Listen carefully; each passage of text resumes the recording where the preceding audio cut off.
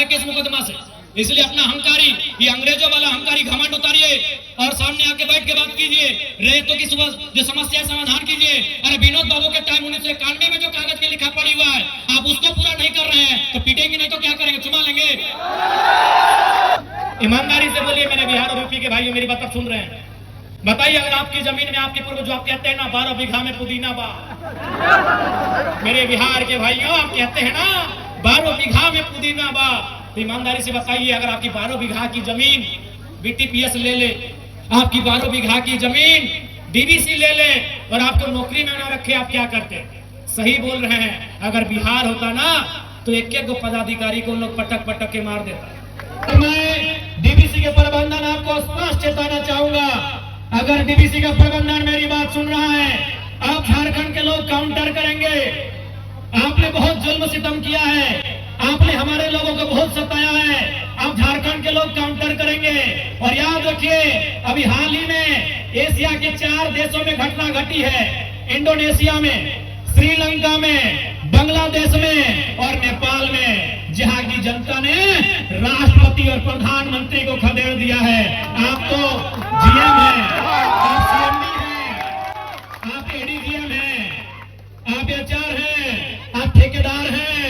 यदि जनता चाह लेना तो आपको खदेड़ के यहां से बाहर कर देगी और जनता को यह चाहना होगा, झारखंड की जनता को यह चाहना होगा। आप अभी हाल के इतिहास को पढ़िए, इतिहास भी नहीं वर्तमान को पढ़िए। इंडोनेशिया में क्या हुआ, श्रीलंका में क्या हुआ श्रीलंका में याद है आपको? जनता ने राष्ट्रपति के घर को घेर लिया, राष्ट्रपति को भागना पड़ा श्रीलंका से। बांग्लादेश में क्या हुआ, प्रधानमंत्री को भागना पड़ा बांग्लादेश से। नेपाल में क्या हुआ, प्रधानमंत्री को भागना पड़ा नेपाल से।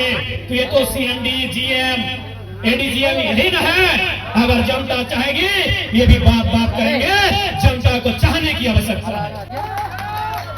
बिल्कुल आपको समझ लेना चाहिए, उन 4 देशों की घटना से आपको समझ लेना चाहिए कि अगर कोई करप्टेड है, यदि कोई करप्शन के साथ देता है, उन्होंने प्रधानमंत्री को नहीं छोड़ा, राष्ट्रपति को नहीं छोड़ा, अरे मंत्री को नहीं छोड़ा, तो सीएम को, सीएमडी क्या है भाई, ये जीएम क्या है भाई, एचआर क्या है, ये प्रोजेक्ट ऑफिसर क्या है? ये वो गाजर और मूली के बराबर है,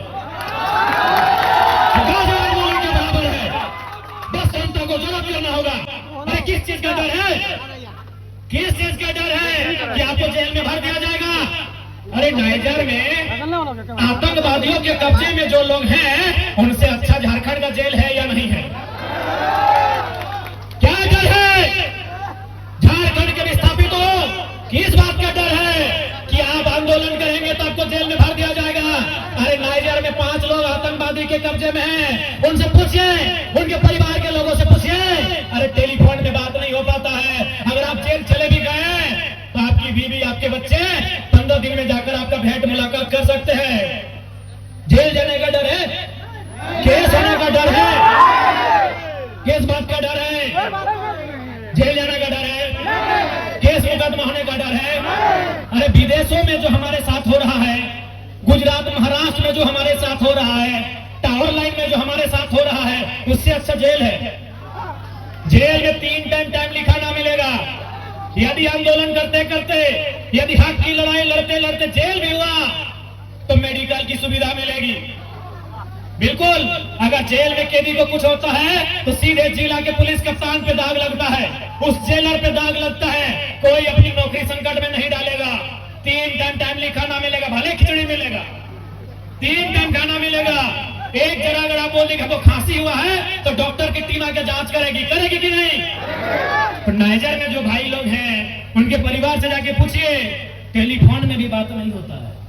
उससे अच्छा है झारखंड में लड़िए, आंदोलन करिए, चक्का जाम करिए, और जरूरत पड़े तो वही गांधी का लाठी लेकर 2-4 पदाधिकारियों के कपार में दे मारिए।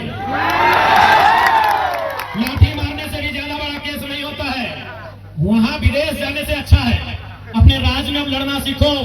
जमीन तुम्हारी, खेत तुम्हारा, गांव तुम्हारे, और बिलाती बाबू लोग आंख दिखा के शोषण और शासन करेगा, ये बर्दाश्त की बाहर है। आज अभी हमारे बड़े उपाध्यक्ष जी ने आज चर्चा किया, लालचंद महतो, आज 10 दिन हो गया उनका डेड बॉडी का। दुबई में उनका डेथ हुआ है। कहां? दुबई में। आज 10वां दिन हो गया। लगातार हम प्रयास कर रहे हैं, कभी राज्यपाल महोदय से बात कर रहे हैं, कभी श्रम नियोजन मंत्री जी से बात कर रहे हैं, तो कभी जो प्रवासी विभाग है, तो कभी भारत की एम्बेसी से बात कर रहे हैं। लगातार हम लोग प्रयास कर रहे हैं, लेकिन आज भी 10 दिन बीत चुका है। 10 दिन हो चुका है। वो कहां मरा है? दुबई में। दुबई कहां है? आपको भी मालूम है। 7 समुद्र पार किधर है? आपको भी मालूम है। कितना दूर है? आपको भी मालूम है। यानी मरने के बाद हमारा मृत शरीर भी इंतजार में रहता है कि कब अपनी गांव की मिट्टी में जाना नसीब होगा।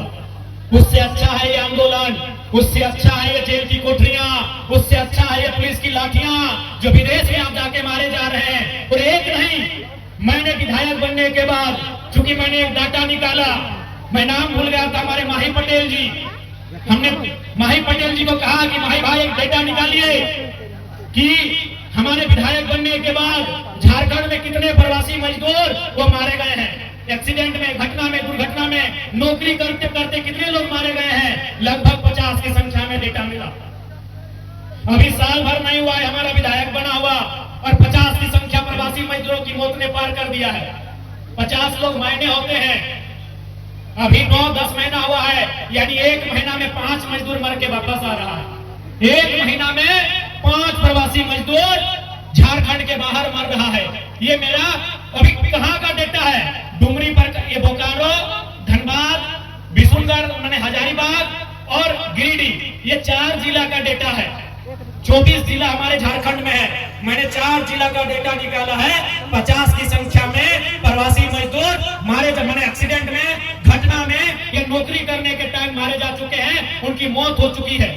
इसीलिए आज समय आ चुका है, तुम्हारे राज्य में, हमारे राज्य में, आपके राज्य में अनगिनत नौकरियां हैं, ठेकेदारी है, बगल में छाई पॉइंट है, डीबीसी है, बीटीपीएस है। हम विदेशों में जाके मर रहे हैं, हम प्रदेशों में जाके मर रहे हैं। उससे अच्छा है प्रबंधन से 2-2 हाथ कर लिया जाए। उससे अच्छा है डीबीसी से उठापटक कर लिया जाए। उससे अच्छा है इनसे एक बार लड़ लिया जाए, इनसे भिड़ लिया जाए। क्या गलत बोल रहे हैं? क्योंकि याद रखिएगा, यदि आप साधु नहीं हैं, यदि आप साधु नहीं बने हैं, तो भैया आपको अपने रोजगार की चिंता होनी चाहिए। रोजगार की चिंता किनको नहीं है? जो पारसनाथ में साधु बन के हैं, उनको रोजगार की चिंता नहीं है। जो पीर फकीर बन गए हैं, जिन्होंने संन्यास ले लिया है, उनको रोजगार की चिंता नहीं है। उनको कोई भरपेट भोजन देता है, वही उनके लिए काफी है। उसके बाद वो अपने ईश्वर हो, अल्लाह हो, जिस धर्म को मानते हैं उनका भजन कीर्तन करते हैं। लेकिन यदि आपका परिवार है, यदि आपकी पत्नी है, यदि आपका बच्चा है, तो रोटी की तलाश करनी होगी। आपको रोटी की तलाश करनी होगी। यदि आपका परिवार है, आपके बच्चे हैं, आपकी माता पिता हैं और आपका एक घर है, आप अगर सामाजिक जीवन जी रहे हैं, आप यदि गृहस्थ जीवन जी रहे हैं, तो आपको रोटी की तलाश करनी होगी। क्योंकि आप पेट को नहीं समझा सकते हैं, नहीं सकते हैं। तो इसलिए मैंने कहा कि आज झारखंड को जरूरत है उलगुलान की, झारखंड को जरूरत है अपने हक अधिकार को लड़ाई लड़के लेने की। चाहे वो सामने वाला डीबीसी प्रबंधन हो या सीटीपीएस हो या बीटीपीएस हो, अगर हमारे हक अधिकार के बीच आएगा, यदि वो टकराएगा, तो इस बार उसे चूर चूर होना पड़ेगा। ये संकल्प हमें लेना होगा, ये संकल्प लेना होगा हमारी माओ बहनों, हमारी नारी शक्ति। ये संकल्प आपको भी लेना होगा। क्योंकि आप भी जानते हैं, जब इन जमीनों पर, ये जो जमीन आप देख रहे हैं, जो शायद गोविंदपुर के गांव का है, जब वो जमीन था, वहां धान की फसल उगाई जाती थी, वहां साग सब्जी उगाए जाते थे, वहां खेती किया जाता था। उस समय महिला और पुरुष दोनों बराबर थे कि नहीं? अगर मर्द समाज, यदि पुरुष समाज हल चलाने का काम करता था, तो महिला समाज रोपने का काम करती थी। यानी जब हमारे खेत थे, ये बात विशेषकर अपनी माओ बहनों से कहेंगे कि जब हमारे पास खेत थे, सम्मान बराबरी का था, महिलाओं को भी बराबरी का अधिकार था हमारे खेत में। लेकिन जब से फैक्ट्री बना है, नौकरी केवल मर्द लोग कर रहे हैं। इसलिए मैं प्रबंधन को यह भी कहूंगा कि आप व्यवस्था बनाइए कि महिलाओं को भी उनकी योग्यता, उनकी दक्षता और सुरक्षा और सुविधा के अनुसार नौकरी देने का काम करना होगा, क्योंकि विस्थापित केवल मर्द नहीं हुए हैं, विस्थापित महिलाएं भी हुई हैं। और सबसे ज्यादा अगर विस्थापन का दर्द किसी ने झेला है तो महिलाओं ने झेला है, क्योंकि उस समय साग सब्जी होता था तो मार्केट बेचने जाती थी तो 2-4 रुपया बचा के रखती थी। दादी लोग, नानी लोग हटिया जाती थी, साग सब्जी बेचने जाती थी, मकई बेचने जाती थी, भिंडी करेला झींगा बेचने जाती थी, बिलाती बैंगन बेचने जाती थी, तो 2-4 पैसा खुद अपना बचा के रखती थी कि नहीं? लेकिन जब से जमीन गया है, खेत खलिहान गया है, नौकरी अगर मिला है तो 90% पुरुष को मिला है। इसलिए मैं ये भी कहूंगा कि प्रबंधन को नियमावली में संशोधन करना होगा, सरकारों को नियमावली में संशोधन करना होगा कि महिलाओं को भी सोचना होगा कि जब वो विस्थापित होंगी तो उनको भी योगदान कैसे हो, उनका भी योगदान कैसे लिया जा सके, ये उनको सोचना होगा। इसलिए माताओं बहनों, आपको भी कहेंगे ये आंदोलन नए तरीका का है, ये आंदोलन नए दौर का है। इस बार आपको भी ये समझना होगा कि आपका काम केवल चूल्हा चौकी तक सीमित नहीं है, आपका काम केवल झाड़ू पोछा तक सीमित नहीं है, आपका काम केवल घर के आंगन तक सीमित नहीं है, आपका काम कल कारखानों तक पहुंचेगा। आपकी आवाज, आपके हक की आवाज इन कंपनियों फैक्ट्रियों तक भी पहुंचेंगी। आपको भी वहां अधिकार मिले, ये लड़ाई भी लड़ेंगे, विस्थापितों को अधिकार मिले, वो लड़ाई भी लड़ी जाएगी। इसलिए मैं डीवीसी प्रबंधन, चूंकि आज का कार्यक्रम डीवीसी प्रबंधन की उदासीन नीति के खिलाफ है, आज का कार्यक्रम डीवीसी का नजरिया जो रैयतों के प्रति है, जो नकारात्मक रवैया है, उस रवैये के खिलाफ है। डीवीसी प्रबंधन का जो व्यवहार रैयतों के साथ है, उस व्यवहार के खिलाफ आज का आंदोलन है, आज का कार्यक्रम है। इसलिए मैं डीवीसी के प्रबंधन को साफ चेताऊंगा कि मौत आपको भी आएगी, हमें भी आएगी। आप लाखों रुपए का सैलरी पा रहे हैं, आप अनगिनत सुविधाएं पा रहे हैं, और हम विदेशों में जाके मारे जा रहे हैं। हमारे मरने के बाद भी हमारा शरीर 10 दिनों के बाद हमारे गांव पहुंच नहीं पा रहा है। तो मरना यदि हमें हर हाल में है तो इस बार उठापटक होगा और आपके साथ होगा। डीवीसी प्रबंधन से बात को सुन ले। अब झारखंड के लोग साधु नहीं है, साधु बनने का ठेका झारखंड ने नहीं लिया है। झारखंड के लोगों ने बुद्ध बनने का ठेका नहीं लिया है, झारखंड के लोगों ने नानक बनने का ठेका नहीं लिया है, झारखंड के लोगों ने गांधी बनने का ठेका नहीं लिया है। यदि अपने बाल बच्चों के पेट भरने के लिए, यदि अपने बाल बच्चों के पेट भरने के लिए चंडाल भी बनना पड़े तो झारखंड के लोगों चंडाल बनना होगा। बिल्कुल, अगर अपने बाल बच्चों के पेट भरने के लिए आपको चंडाल भी बनना होगा तो झारखंड के लोगों उस रास्ते को चुनिए। अब क्या किया वो सरलता का रास्ता, अब क्या किया वो गांधी का रास्ता। ये गांधी का रास्ता केवल झारखंड के लिए नहीं होना चाहिए। हम आदर करते हैं गांधी जी का, हम सम्मान करते हैं महात्मा गांधी जी का, लेकिन ये केवल और केवल शोषण का जो तरीका है उस तरीके के हम खिलाफ हैं। इसलिए गांधी के उस विचार को हम मानेंगे जो विचार आप मानेंगे। यदि गांधी के विचार प्रबंधन आप नहीं मान रहे हैं तो हम भी भगत सिंह का रास्ता अपनाएंगे। और इस बार आपसे 2-4 हाथ होगा, सीधा होगा, सीधा होगा। इस बार हम मानेंगे, किसी गांधी के उस लाठी को मानेंगे, हम गांधी के उस आदर्श को फिलहाल नहीं मानेंगे जो वो कहते थे कि एक गाल में कोई तमाचा मारे तो दूसरे गाल को आड़ देना चाहिए। ये तो आप 70 साल से कर रहे हैं। जमीन गया, आपने एक बित्ता मांगा, उसके बाद गांव उजाड़ दिया। बिना अधिग्रहण का आपने वो भी डंप कर दिया, बिना अधिग्रहण का आपने कंपनी का विस्तार कर दिया, बिना मुआवजा का आपने कंपनी का विस्तार कर दिया, बिना नौकरी दिए आपने अपनी फैक्ट्री का विस्तार कर दिया। तो अब गांधी जी के उस आदर्श को हम कुछ पल के लिए भुला देंगे जो कहते थे एक गाल में थप्पड़ मारे तो दूसरा गाल अड़ना चाहिए। अब गांधी की लाठी को झारखंड याद करेगा, अब केवल और केवल गांधी जी की लाठी को झारखंड याद करेगा, और दे लाठी प्रबंधन आपके सिर पर पिटेंगे। यदि आप हमारे हक अधिकार पे अगर नहीं आए, यदि हमारी मांगों की पूर्ति नहीं हुई तो याद रखिएगा, ना आपने अमृत पिया है, ना आपको बचा रहे हैं उन्होंने अमृत पिया है। जब मरना एक दिन सबको है तो हम राजा हरिश्चंद्र बन के नहीं रहेंगे। झारखंड के लोगों, मेरी बातें आपको थोड़ी सी कड़वी लग सकती है। लोग कहेंगे कि डुमरी के विधायक भड़काने की बात करते हैं, लेकिन आप बता दो ना, अभी सुनने में आया डीवीसी जो बाहर के लोग नौकरी से रिटायरमेंट ले लेते हैं उनको भी क्वार्टर दे के रखे हैं। हमारी बात कोई गलती नहीं है, ये समय की मांग है। आपको गांधी जी का लाठी का धरना होगा। आप अगर कोई एक थप्पड़ मारे तो दूसरा गाल आगे नहीं करना है। अब गांधी जी की लाठी को थामना है और प्रबंधन से 2-4 हाथ करना है। जेल होगा, बेल होगा, खेल होगा। जेल से नहीं डरना है, बिल्कुल नहीं डरना है। एफआईआर से नहीं डरना है। नाइजर में जो गिरफ्त में है आतंकवादियों के, उनसे अच्छा है जेल। जो दुबई में मर चुके हैं, जो लोग विदेशों में मारे जा चुके हैं, उनसे अच्छा है जेल की कोठरी। इसलिए इस बार झारखंड के लोगों, आपको आपके अधिकार के लिए लड़ना होगा। इसलिए लड़ना होगा, सवाल आपकी आने वाली पीढ़ी का है। सवाल केवल रोजगार का नहीं है। आपके पास अगर रोजगार होगा तो आपके बच्चे पढ़ेंगे। आपके पास रोजगार नहीं है, बताइए आपके बच्चे कहां कहां पढ़ते हैं? औरों के बच्चे डीएवी में पढ़ते हैं, औरों के बच्चे डिनोबली में पढ़ते हैं, औरों के बच्चे दिल्ली पब्लिक स्कूल में पढ़ते हैं, औरों के बच्चे कार्मेल में पढ़ते हैं। बताइए विस्थापितों, कितने आपके बच्चे उन विद्यालयों में पढ़ते हैं? आप हमें बता दीजिए। आपके बच्चे वहां पढ़ते हैं सरकारी में, जहां तरकारी मिलता है लेकिन शिक्षा नहीं मिलती है। आपका इलाज होता है सरकारी में, जहां डॉक्टर है तो दवा नहीं, दवा है तो कंपाउंडर नहीं, और कंपाउंडर है तो बेड नहीं, बेड है तो तकिया नहीं, तकिया है तो रजाई नहीं, और रजाई है तो इंजेक्शन नहीं, और इंजेक्शन है तो दवाई नहीं। आप उस व्यवस्था में जी रहे हैं झारखंड के लोगों। इसलिए केवल रोजगार नहीं है। अगर 2 पैसे आपके पास होगा, आपके बच्चे पढ़ेंगे।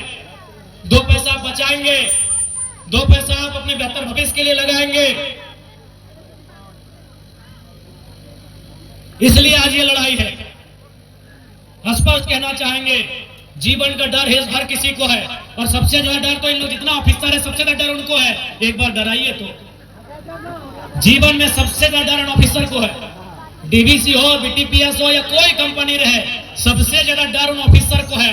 क्योंकि उनको लाखों का सैलरी मिलता है, जिंदगी में ऐश मौज भोगने के लिए आए हैं, तो डर उनको है कि हमको कुछ हो जाएगा तो पैसा मेरा कौन भोगेगा, ये सुविधा मेरा कौन भोगेगा। अरे आप तो निहत्ते बेरोजगार हैं, आपको किस बात का डर है? आपके पास खोने के लिए कुछ भी नहीं है। आपके पास खोने के लिए कुछ भी नहीं है। डर ऑफिसर को है, डर जीएम साहब को है, डर एडीएम साहब को है, डर एडीजीएम साहब को है, डर मैनेजर साहब को है, डर सीएमडी साहब को है, डर प्रोजेक्ट ऑफिसर साहब को है, डर उनको है।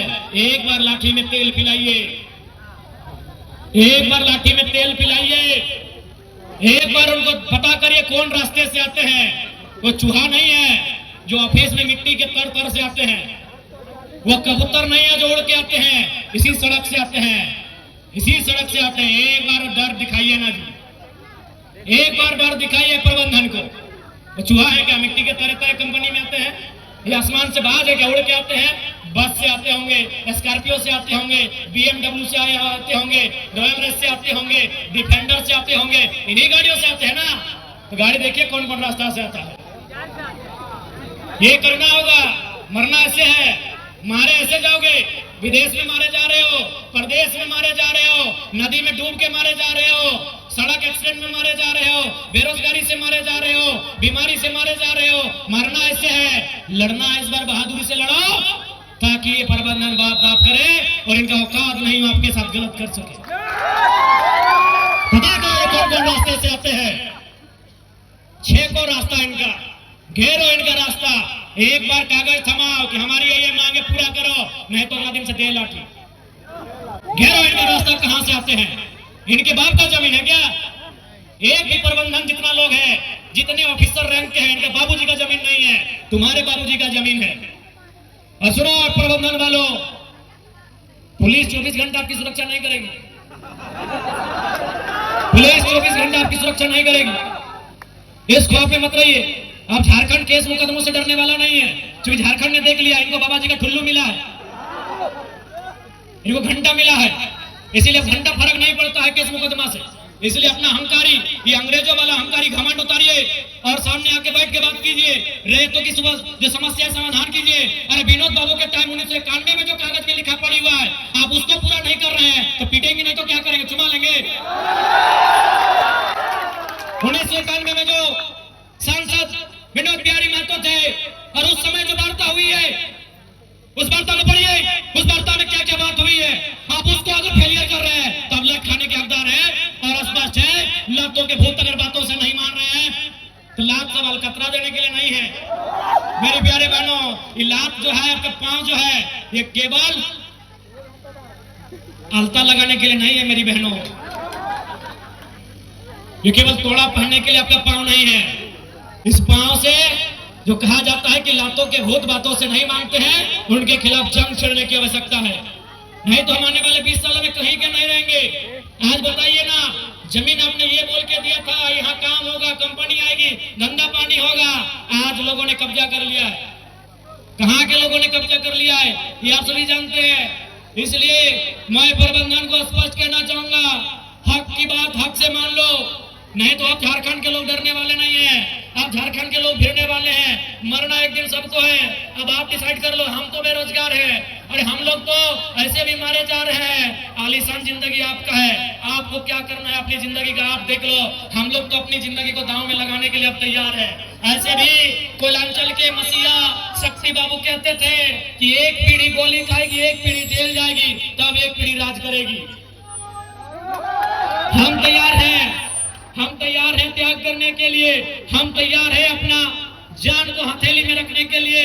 प्रबंधन वाले आप सोच लो करना आपको क्या है। बिल्कुल कोई आपकी 24 घंटा सुरक्षा नहीं कर पाएगा, कोई नहीं कर पाएगा। इस घमंड में मत रहिए, उस घमंड को मत पालिए। हक की बात है, हक से मानिए, हक की बात हक से मानिए। इस घमंड में बिल्कुल मत रहिए कि कोई आपकी 24 घंटा सुरक्षा करेगा, कोई नहीं करेगा। जब तक आप कंपनियां के अंदर बैठे हैं तब तक सीएसएफ का प्रोटोकॉल है। दुर्गा पूजा में अकेले मिल गए तब क्या होगा? बिल्कुल आप हमें सताएंगे तो हम गांधीवादी और राजा हरिश्चंद्र बनने का ठिकाना नहीं लेंगे। मार के बदले मार होगा। आप हमारा जान ले रहे हैं, हम आपका पांव हाथ तोड़ेंगे।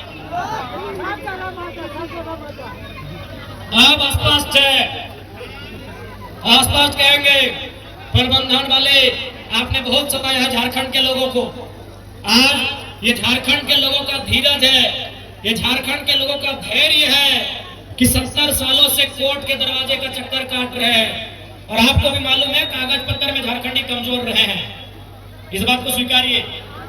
आप खुद बोलिए ना, आपके घर में पहला ग्रेजुएट कब था? 1970 में था। आपके गांव में पहला ग्रेजुएट कब आया? क्या 70 में आया, 80 में आया? हमको लगता है अभी आप होंगे पहला ग्रेजुएट। 2-4 लोग होंगे, 2-4 घर परिवार होंगे, तो पढ़ाई लिखाई में हम पीछे थे, इस बात को भी मानना होगा। तो सारा नियम कानून दाएं बाएं इन्होंने किया है। इसलिए आज स्पष्ट कहेंगे, झारखंड के हर एक विस्थापित रैयत को कहेंगे। और मैं बार बार तो कहता हूं, तब देखते हैं भाई मीडिया वाले बड़ा बड़ा लाइन में लिख देते हैं कि विधायक के बिगड़े बोल ही सही, फिर कहते हैं कि हम तो हमारे दो नहीं 3 को 4 को पैदा करिए, खासकर विस्थापित लोग।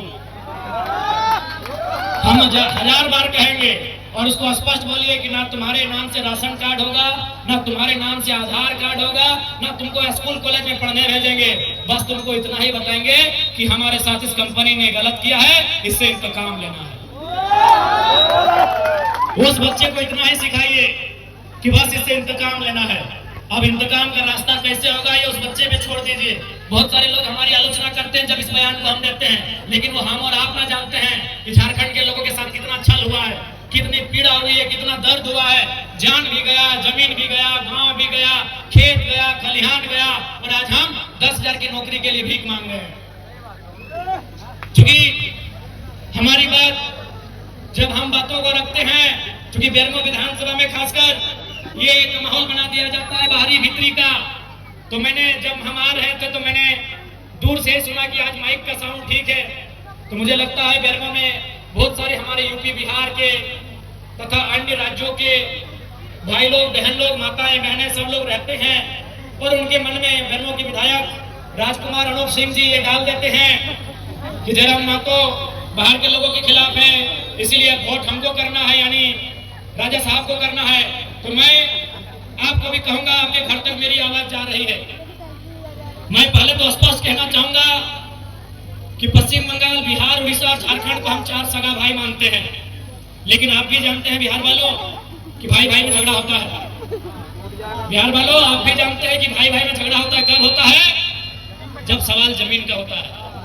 मेरे प्यारे बिहार के जितने भी लोग आज बेरमो में रहते हैं, मेरी बात अगर आपके कानों तक जा रही है, ठीक है, मेरी आलोचना करिए, मेरी शिकायत करिए, मेरे लिए नेगेटिव पॉइंट अपने माथे में रखिए, लेकिन मेरी बात एक बार सुन लीजिए। मेरे बिहार और उत्तर प्रदेश, गुजरात, बंगाल, जहां से भी लोग रहते हैं, मेरे भाइयों, मेरे अभिभावकों, मेरे नौजवानों, भाई भाई में झगड़ा होता है। आप अगर बिहार से ही हैं और 4 भाई हैं और एक भाई अगर बाकी भाइयों की जमीन पर कब्जा करे तो झगड़ा होता है। तो वही हाल हमारा है। आप एक लाइन बता दीजिए। सबसे पहला बात तो आपको हमारा धन्यवाद करना चाहिए। जितने भी बिहार के, उत्तर प्रदेश के लोग यहाँ नौकरी करते हैं, आपको धन्यवाद करना चाहिए कि आपको बिहार ने, उत्तर प्रदेश ने पलायन किया, आपको अपने घर से बाहर भेजा, आपको नौकरी हमारी मिट्टी ने दिया। जितने भी बिहार, उत्तर प्रदेश के लोग मेरी बात सुन रहे हैं, जो ये लोग आपको, खासकर हमारे अनूप दादा, राजकुमार, अनूप सिंह जी, आपको आपके कानों में यह बात भरते हैं, तो पहला लाइन आप जान लीजिए कि आपको तो धन्यवाद करना चाहिए कि आप उत्तर प्रदेश से, चाहे वो बेकारी रहे, बेरोजगारी रहे, या गरीबी रहे, या तंगहाली रहे, आप अपने राज्य से छोड़कर आए। आप बिहार से अपने राज्य को छोड़ के आए। आपको शरण झारखंड की मिट्टी ने दिया। आपके बच्चों को अच्छी शिक्षा झारखंड की मिट्टी ने दिया। आपके बुजुर्गों को स्वास्थ्य सेवा का लाभ झारखंड की मिट्टी ने दिया। आपको नौकरी झारखंड की मिट्टी ने दिया। तो आपको धन्यवाद करना चाहिए। दूसरी बात, एक बात आप बता दो, मान के चलिए बिहार के भाइयों, उत्तर प्रदेश, गुजरात, बंगाल के भाइयों, यदि आपके पूर्वजों की जमीन किसी कंपनी ने 10 एकड़, 5 एकड़, 25 एकड़ लिया हो और आपके लात मार के भगा दे, तो आपको कैसा लगेगा? ये सवाल मैं बिहार के भाइयों से पूछ रहा हूँ। ये सवाल मैं उत्तर प्रदेश के भाइयों से पूछ रहा हूँ, जिनके मन में मेरे लिए नेगेटिव भर दिया जाता है। डीवीसी की जमीन किसकी है? आप बताइए मेरे बिहार और उत्तर प्रदेश के भाइयों, क्या वो जमीन आपकी है? आप ईमानदारी से बता दो, ईमानदारी से आप बता दो, क्या वो जमीन आपकी है? नहीं है, वो जमीन हमारी है। और आज कंपनी हमें लात मार के भगा रही है, तो बताइए क्या करते हैं? अरे ये तो झारखंड है मेरे बिहार के भाइयों, कि हम धरना दे रहे हैं। कसम से अगर ये बिहार होता ना, आप उनको उठा के पटक पटक के मारते। मेरे बिहार के भाइयों, अगर डीवीसी बिहार में होता, मेरे उत्तर प्रदेश के भाइयों, अगर बेरमो के कोयला के खदान बिहार, उत्तर प्रदेश में होते और आपको नौकरी में नहीं रखा जाता, कसम से पटक के वही मारते। ये तो हम धरना दे रहे हैं। ईमानदारी से बोलिए मेरे बिहार और यूपी के भाइयों, मेरी बात सुन रहे हैं, बताइए अगर आपकी जमीन में आपके पूर्व जो आप कहते हैं ना 12 बीघा में पुदीना बा, मेरे बिहार के भाइयों आप कहते हैं ना 12 बीघा में पुदीना बा, तो ईमानदारी से बताइए अगर आपकी 12 बीघा की जमीन बीटीपीएस ले ले, आपकी 12 बीघा की जमीन डीवीसी ले ले और आपको नौकरी में ना रखे, आप क्या करते? सही बोल रहे हैं। अगर बिहार होता ना तो एक एक पदाधिकारी को लोग पटक पटक के मार देता। ये झारखंड है इसीलिए धरना दे रहे हैं, ये झारखंड है इसीलिए कोर्ट कचहरी जा रहे हैं। मैं बिहार के भाइयों से पूछ रहा हूं, क्योंकि बेरमो में आज चोंगा का आवाज बहुत दूर तक जा रहा है। मुझे आपसे कोई शिकायत नहीं है, ना कोई शत्रुता है। आपको बिल्कुल, हमने बोला 4 लोगों को हम अपना सगा भाई हम लोग मानते हैं। पश्चिम बंगाल, बिहार, उड़ीसा और झारखंड। उत्तर प्रदेश को हम लोग फुफेरा भाई मानते हैं। हाँ, उत्तर प्रदेश वाले भाई हम लोग फुफेरा भाई हैं, बिहार वाले हम लोग सगा है।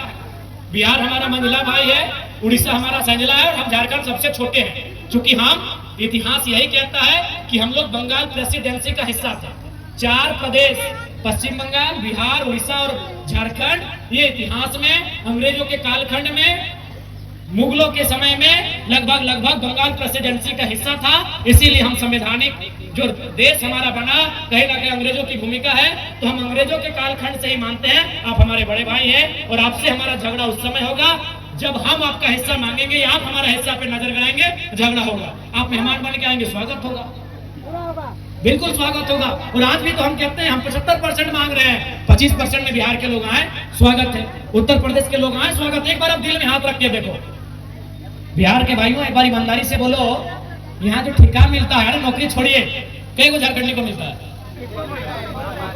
उत्तर प्रदेश के ठेकेदारों, बिहार के ठेकेदारों, यार कुछ भी करो, मानवता है ना, मानवता है तो दिल में हाथ रख के बोलो, तुम्हारा जमीन नहीं, तुम्हारा गांव नहीं, और तुम यहाँ करोड़ों का ठेका लेते हो और हम धूल फांकते हैं। बताओ गलत है कि नहीं है? बताओ हमारी लड़ाई सही है कि नहीं है? ये सवाल हम बिहार और उत्तर प्रदेश से पूछेंगे कि हमारी लड़ाई सही है या नहीं है। आप अपने घरों की खिड़कियों से सुन रहे हैं, मुझे बाहर आके जवाब दीजिए कि हमारी लड़ाई सही है या नहीं है।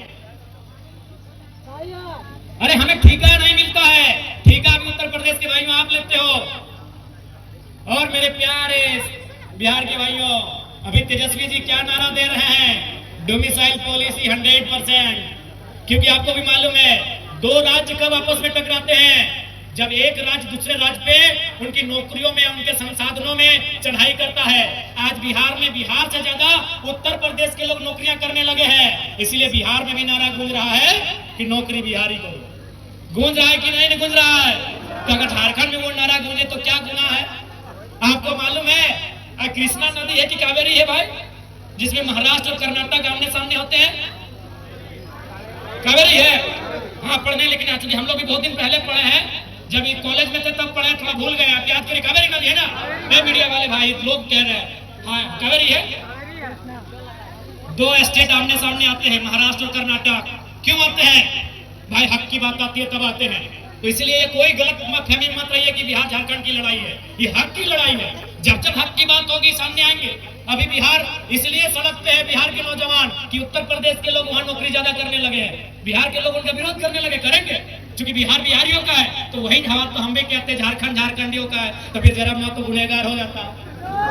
वही बात तेजस्वी जी बिहार में कर रहे हैं। मेरे प्यारे प्यारे प्यारे बिहार के भाइयों, वही बात तेजस्वी यादव बिहार में कर रहे हैं कि बिहार में पहला हक बिहारियों का। तो अगर झारखंड में वही बात जयराम महतो कहे कि झारखंड में पहले झारखंडी, तो गलत क्या है भाई? इसीलिए दो स्टेट तभी आपस में टकराते हैं जब हक अधिकार की बात आती है। आप तमाम स्टेट का उदाहरण ले लीजिए, महाराष्ट्र, कर्नाटक का उदाहरण लीजिए या किसी अन्य स्टेट का उदाहरण लीजिए, वो तभी टकराते हैं जब एक स्टेट दूसरे स्टेट के हक अधिकार के साथ समझौता करता है। आप बाला साहब बाल ठाकरे को पूरा देश अभी जानता है, एक मजबूत नेता महाराष्ट्र के, लेकिन शुरुआत कहां से हुआ न, जब मद्रास के लोग महाराष्ट्र में हावी हो गए, मद्रास के लोग हर एक जगह हावी हो गए, महाराष्ट्र में मद्रास के लोग हर एक जगह हावी हो गए, तब बाल ठाकरे आके बोले कि महाराष्ट्र मराठी मानुस का। क्या गलत बोले भाई? क्या गलत बोले? महाराष्ट्र मराठी मानुस का पहले, फिर आइए जो आना है। तो ठीक उसी प्रकार झारखंड में झारखंडी फर्स्ट। और हमने ईमानदारी से बताइए तो क्या किसी बिहार के प्रोफेसर का हमने विरोध किया है? क्या उत्तर प्रदेश के किसी डीसी या एसपी का हमने विरोध किया है? नहीं, चूंकि वो ए ग्रेड की नौकरी है, वो ए ग्रेड की नौकरी है, वो देश स्तर में कोई कहीं से आ सकता है। भैया अगर चपरासी में भी आप चले आएंगे तो बताइए छोटा भाई विरोध करे कि नहीं करे? इसीलिए मेरा ये सवाल मेरे बिहार के भाइयों से है, आप उत्तर दे दो, अपनी बालकोनी से बाहर आओ। और ईमानदारी से बोल रहे हैं, जो बालकोनी आप देख रहे हैं वो भी हमारी जमीन पे है, फिर भी हम लोग को गाली देते हैं, फिर भी हम लोग को गाली देते हैं।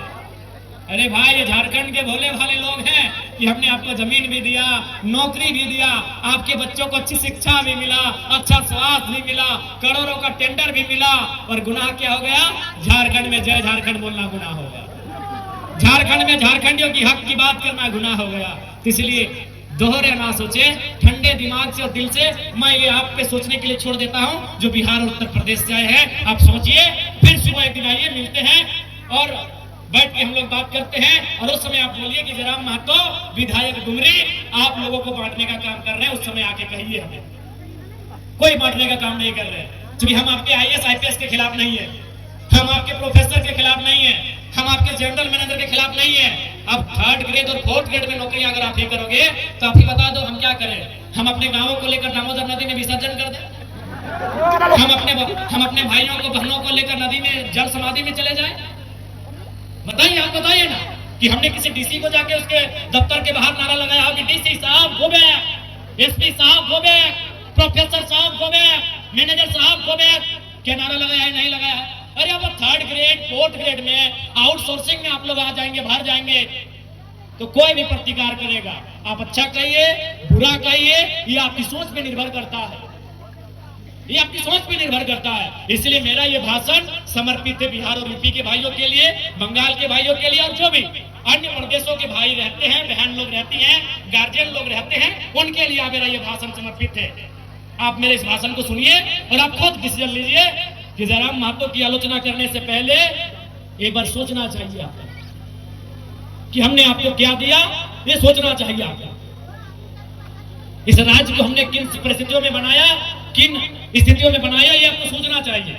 मैं उम्मीद करता हूं कि आज बिल्कुल साफ साफ सिर्फ हिंदी में भाषण दे रहा हूं,